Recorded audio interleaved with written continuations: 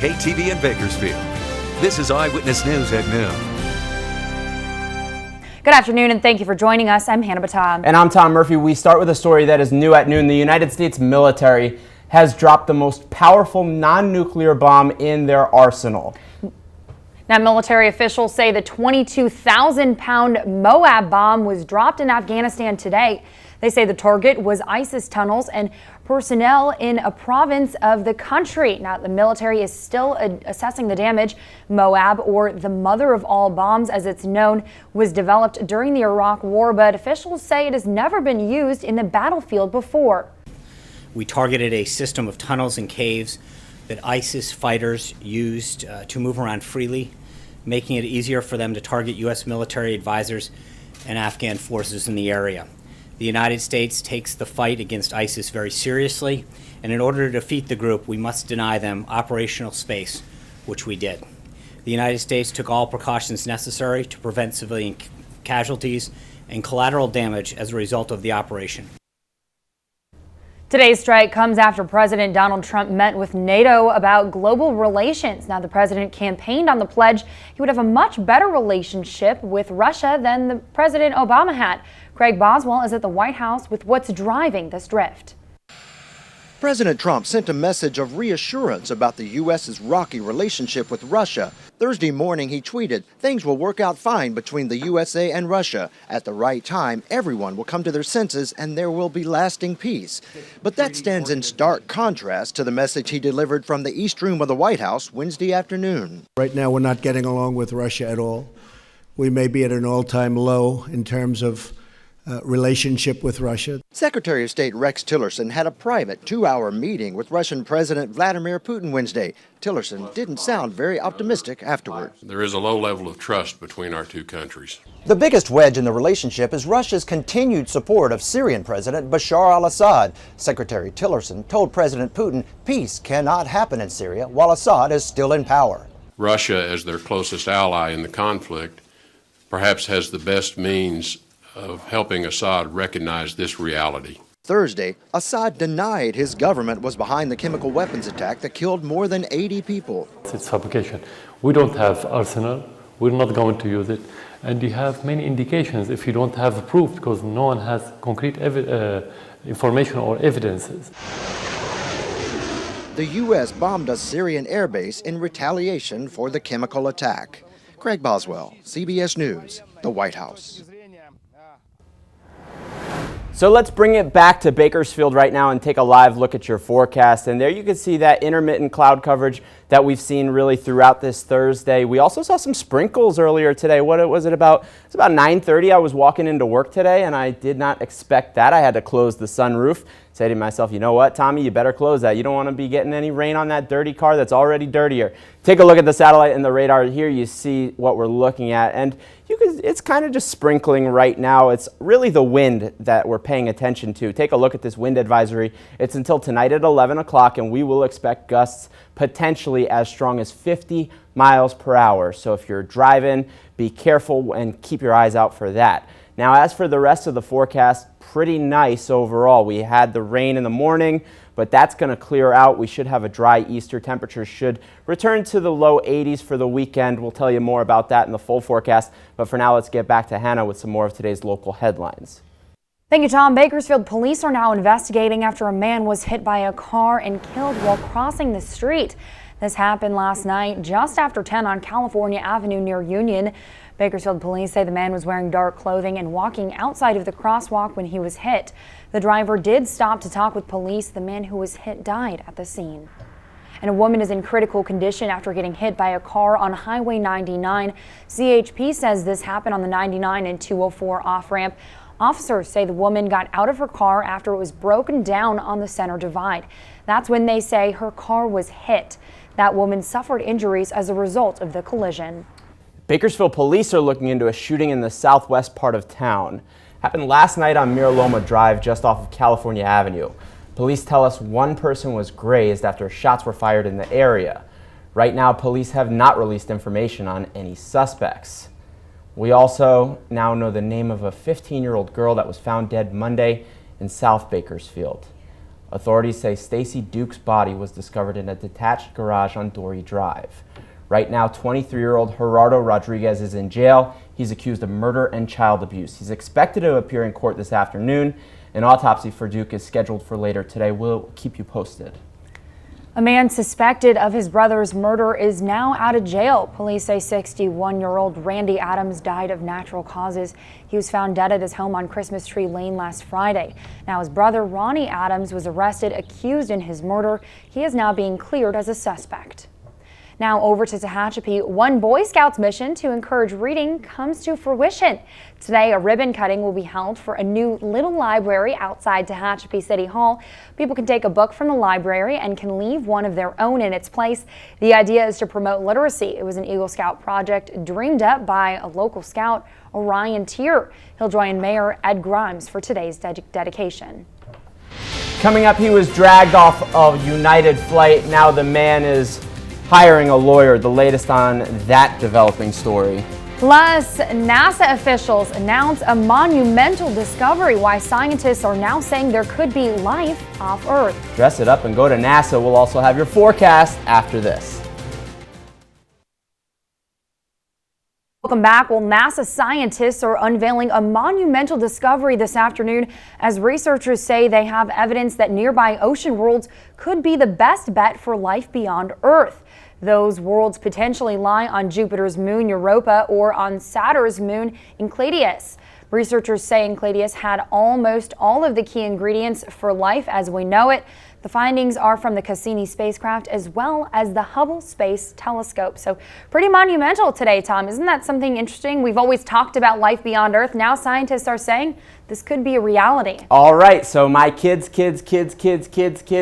will hopefully have a place to live. That will be wonderful. I need to have some kids first before for that to happen. Let's take a look at your forecast right now, and we're watching the wind right now because there's a wind advisory until about 11 o'clock tonight. It just got underway about an hour ago. Take a look, whether you're in the mountains or whether you're in the deserts, maybe Fraser Park, Tehachapi, Lake Isabella, pay attention. Those winds could get as strong as 30 miles per hour. The gusts even stronger, about 50 miles per hour. So look at what we have right now. Tehachapi, 22 miles per hour. Edwards Air Force Base, 22. It's calmer in Burbank. It's calmer in Los Angeles. Bakersfield, about 15. So break out your windbreaker because there are also some sprinkles that are kind of popping in and out throughout the day as well. It's a big day for the windbreakers out there. Shout out to the windbreakers that are working hard out there. Now look at this cold front that's moving in, that's bringing these cooler temperatures. Today is about 10 degrees cooler than what we saw yesterday. So we have the wind coming in, we have the cooler temperatures. This is the radar, and you can see it's kind of patchy with cloud coverage. It's kind of patchy with precipitation. It's going to kind of clear out as we get into Thursday afternoon, but every once in a while we will see some sprinkles and some snow that kind of pops in the higher elevations in terms of the snow. So I don't recommend keeping your sunroof open. I recommend you close that, keep the windows closed as well. Now here's what you can expect for the next 36 hours. It'll be windy all day, gusts going as strong as 50 miles per hour. Of course, the blowing dust as well. So again, I say this every time. I know we love the Future song Mask Off right now, but you have to have your mask on if you're sensitive to the blowing dust and sensitive to the bad air because that wind is going to make it difficult. 20% chance for light rain. That's mainly in the mountains, and it'll be much cooler. Maybe some mountain snow as well. Temperatures in the 50s and the 60s. Now here's that air quality. We love this. Take a look just in time for Easter. The air quality, 35, 35, 45, getting into this weekend.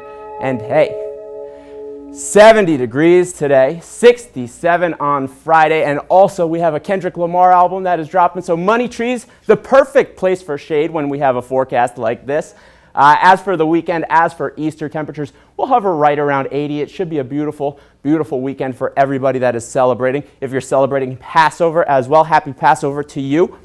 There's the Bakersfield and South Valley extended forecast. As for the Kern Mountains, take a look. So much cooler. 54, 52, 69 on Saturday and Sunday. That is going to be nice. As for the Kern River Valley as well, temperatures there. 62, 63, then bumping up into the 70s for Easter. It should be a beautiful, beautiful Easter Sunday for everybody here in Kern County, for everybody here in California as well. So happy Easter, and again, happy Passover to everybody. Now let's get back to some of today's headlines. A lot of things to celebrate. Thank you, Tom. Well, lawyers for the passenger forcefully removed from a United Express flight from Chicago to Louisville say a lawsuit is on the way. They see their client as a poster child for a culture of disrespect that many of their customers are feeling. Wendy Gillette reports from New York. Lawyers for the passenger in this video say the 69-year-old doctor who immigrated to the U.S. after the fall of Saigon never wants to get on a plane again. He said that being dragged down the aisle was more horrifying and harrowing than what he experienced in leaving Vietnam. Dr. David Dow's daughter says her family was shocked and sickened by what happened. What happened to my dad should have never happened to any human being, regardless of the circumstance. Chicago aviation attorney Tom Demetrio is preparing a lawsuit. He says his client suffered a concussion, broken nose, and lost 2 teeth when he was forcibly removed from United Express Flight 3411.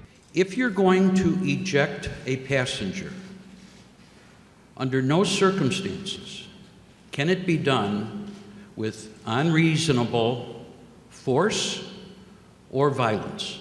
Attorneys say the family has not heard directly from United, but the airline released a statement after Thursday's news conference insisting CEO Oscar Munoz and the company called Dr. Dow to apologize.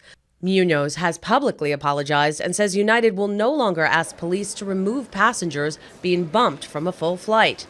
3 Chicago aviation officers involved in this incident have been suspended, and the city council is grilling the Chicago Aviation Department and United about how this happened. Wendy Gillette for CBS News, New York. Happening now in New York, authorities are looking for answers after an appeals court judge was found dead in the Hudson River. Yesterday, 65-year-old Sheila Abdus-Salam was discovered along the river shore near Harlem just one day after she was reported missing. Police say her body showed no obvious signs of trauma. Abdus-Salam was a trailblazer, becoming the first African-American woman appointed to the New York Court of Appeals. Happening today, Neil Gorsuch takes his place in the country's highest court. 49-year-old was sworn in on Monday as the 113th Justice of the Supreme Court. And Gorsuch already has a full calendar. He only has a few days to get up to speed on about 13 cases that are being argued over the next 2 weeks. Looking at some headlines across the globe now, amid rising nuclear tensions on the Korean peninsula, North Korean leader Kim Jong-un made a high-profile, rare appearance in Pyongyang to mark the opening of a new high-rise district, sending a message to the U.S. sanctions against North Korea aren't working. Pope Francis celebrated the most solemn period of the Catholic Church's calendar with Holy Thursday Mass in St. Peter's Basilica. His Easter weekend agenda includes outreach to the poor. The Pope just opened a laundromat for homeless people in Rome. The Vatican says the free service is a way to restore dignity to those who need it most. President Donald Trump signed a bill today that allows states to withhold Title X federal funding from Planned Parenthood and other abortion providers. The Senate narrowly passed this resolution at the end of last month. This action overturns a rule that was enacted last year by President Obama that prevented states from defunding the providers. More than a dozen states have tried withholding funds from Planned Parenthood in recent years. This is the first major pro-life legislation to be signed into law in more than a decade. And experts say President Donald Trump's proposed budget cuts to the EPA may put children at risk. The proposed budget cuts to the Environmental Protection Association would eliminate many of the regulatory programs that have helped improve air quality and standards that protect kids from pollutants and toxic substances. Researchers say that if implemented, these cuts will have long-term and costly health impacts on our children. One researcher at the director of Center for Environmental Health says if either the food, the water, or air is polluted, kids are going to be exposed the most. The research for children is amplified because they're still developing. Iowa has a new gun law today. Governor Terry Branstad signed the legislation Thursday. The law includes a stand your ground provision, which allows people to use deadly force if they feel their lives are at risk. Critics say stand your ground will lead to more gun violence and more racial tension. The measure also allows people to bring a concealed handgun inside the Iowa State Capitol if they have a weapons permit. Supporters of the law say it expands the constitutional right to bear arms in their state. Preparations continue for the annual Boston Marathon. The finish line for the race was installed this morning, and as you can see, the line is actually a big sticker. It's been applied to the road. Previously, crews would paint a finish line. This year, Boston's marathon takes place on Monday. Of course, it's been a couple of years since the bombings at the marathon. Back here at home, protesters were out in the streets of Bakersfield to promote what they call the Caravan Against Fear. Activists, labor groups, and community members are getting ready for a strike against national immigration policies. Yesterday, the group says they wanted to send a message to Kern County Sheriff Donnie Youngblood. They believe he's been cooperating with ICE agents to detain and deport undocumented immigrants. They feel their message and grassroots effort is important. What they're really doing is ensuring that under the new administration that immigrants still have a voice. The caravan began at the beginning of this week in Sacramento and is now heading to Texas. That's where the largest demonstration is set to take place on May 1st. The number of school districts in California adopting sanctuary policies is rising sharply. The state leader of public education is encouraging these public safe havens. Right now, 2 million children are under safe haven schools who are protected from federal immigration enforcement. The state superintendent says safe haven policies are necessary to help all students and parents feel secure on campus. We have a mandate to educate all students, regardless of immigration status. That's federal and state law. And the parents have a right to have their child have an education. So we want to remind them, parents and the students, of their rights and get them feeling secure about enrolling their students. ICE has said it does not target public schools as part of its enforcement efforts, but the State Office of Education says there have been a handful of arrests on school campuses. Under safe haven policies, school districts will not allow ICE officials on campus without written consent from their superintendent. Some programming to tell you about. Today we are holding a televised town hall that is focusing on agriculture and labor here in California. Yeah, the ag industry feeds tens of millions of Americans every day, and having a strong workforce available is its lifeblood. We'll cover topics including the future of ag labor. Our town hall airs tonight from 5:30 to 6:30 right here on KBAK. So it'll be on right after Eyewitness News at 5 o'clock. Make sure you watch.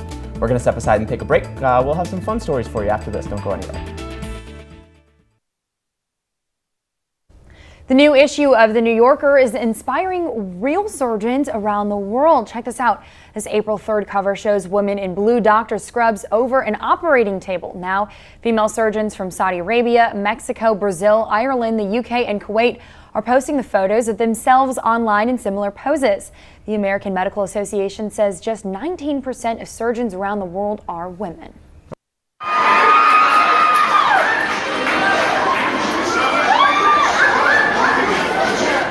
I mean, that's just the feeling when Eyewitness News at noon finally comes on after you've waited all day, right?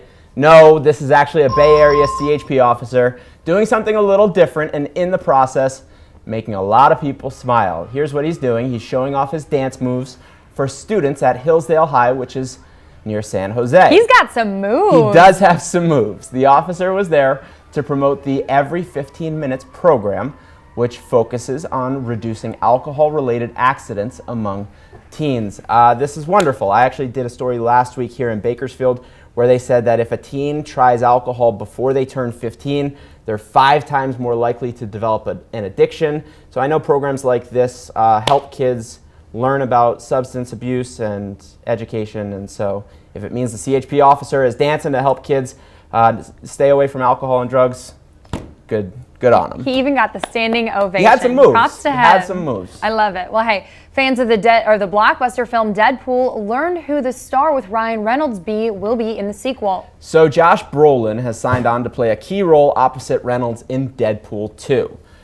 The original Deadpool gave 20th Century Fox its biggest hit of 2016, becoming the highest grossing R-rated film in history.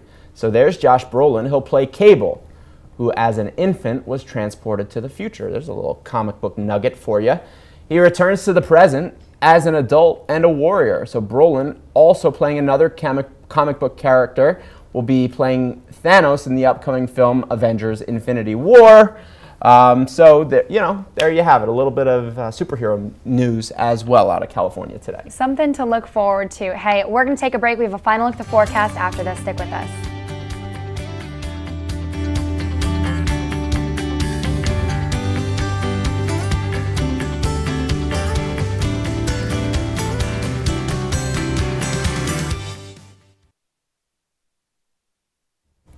Let's take a final look at your forecast right now. I know there are a lot of kids right now that are on spring break. If you're going outside today, it's cliche for a reason. Hold on to your hats because it's going to be windy, gusts as strong as 50 miles per hour. A wind advisory is in effect until 11 o'clock tonight, mostly in the mountains, but areas of the desert as well. Take a look at the Kern Mountains for the next 7 days. 54 today. Then it'll warm up for the weekend. We'll get closer to 70 degrees. We're keeping our eyes out on the snow levels as well in the mountains because it will be cold enough that there's a chance for some snow in the higher elevations. How about the Kern River Valley? 62 today, 63 for Good Friday, then popping up to 75 this weekend. We are going to keep our eyes on the forecast, but we're also going to switch over to Fox 58 right now with some of today's top stories. Yeah, we're continuing to track some of the nation's stories as well as around the world. We'll give you the latest over on Fox 58. We'll see you there.